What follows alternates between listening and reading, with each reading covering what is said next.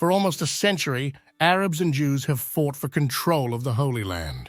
Jerusalem is sacred to all three monotheistic religions: Judaism, Christianity, and Islam. Here, politics and religion are profoundly linked. All three religions associate the city with their core beliefs. So how do those who live here cope with this tense situation?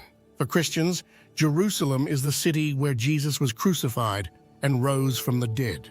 The Church of the Holy Sepulchre is built on the site where these events are believed to have happened. For Jews, Jerusalem is the holy city that God has given them. The Western Wall is all that remains of the Second Temple, destroyed by the Romans almost 2,000 years ago.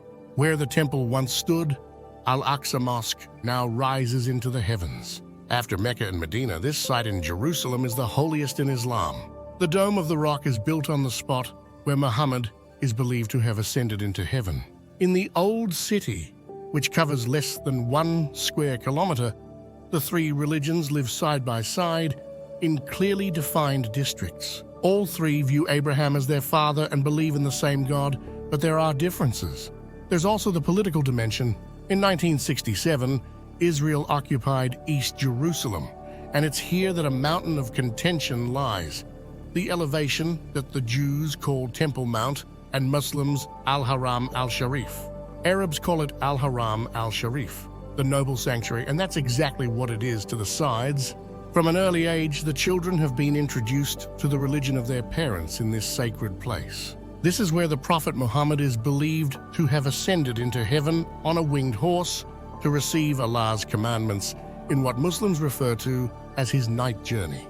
Basically, the people in this area, most of them, are very religious, and their religion is the core of their existence. That's primary in their life, their religion. And the only way that people live here is because they have the necessity to live. Therefore, in those aspects, they relate to each other with respect and with a cover of honor and peace.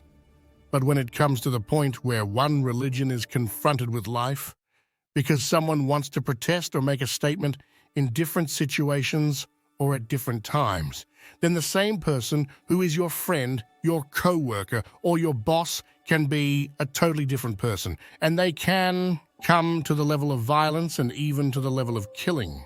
In the synagogue, there are Torah readings on 3 days of the week, the Sabbath, Monday, and Thursday. The service begins early in the morning. According to Orthodox tradition, at least 10 males over the age of 13 must be present. A Jewish boy is considered spiritually mature at 13. A new section of the Torah is read out each week, so that the first 5 books of the Bible, the Law of Moses, are read each year in their entirety. The women are separated from the men and participate silently. The residents of Jerusalem are generally helpful and respectful towards each other, but when it comes to religion, tensions suddenly surface. Some people even get angry about their own religion. Looking east from Jerusalem, you can see the 7-meter-high wall that Israel has built to enclose the Palestinian territories. Those territories include the West Bank and part of the Judean desert.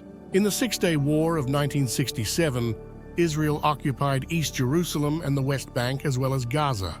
The Palestinians want to see the pre-1967 borders reinstated and the recognition of an autonomous Palestinian state. This political conflict is inseparable from the diversity of peoples and their centuries-old religious conflicts.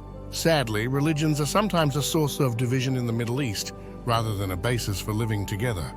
Among the people of the Middle East, religious feelings are the most sensitive, so they can easily be played upon and manipulated. Sometimes people suffer from fanatical Orthodox Jews, as well as from fanatical Muslims. But the political question is the most important. What will the Israelis trade for peace? Will they give up East Jerusalem? Will they return Palestine to its pre-1967 borders? Everybody has their rights. They are all humans, God's creation. That's the Christian view. When there is a church talk, it's about peace and the rights of both nations. The Jewish people and the Palestinian people both have rights. The reality they experience is that peace is a long way off. Jerusalem has a unique symbolic significance, politically and religiously, and can't really be compared with any other place on earth. 3,000 years ago, King Solomon built the first Jewish temple here. As the city of the temple, Jerusalem became the center of the Jewish faith. But since then, it has been subject to various cultural and religious influences. The claims of individual groups that the city belongs to them alone have repeatedly been the cause of war. In spite of all the failed roadmaps and diplomatic initiatives, the conflicting parties say they want peace, and there is a real possibility they could achieve it. But for that to happen, 2 nations and 3 religions would have to become reconciled.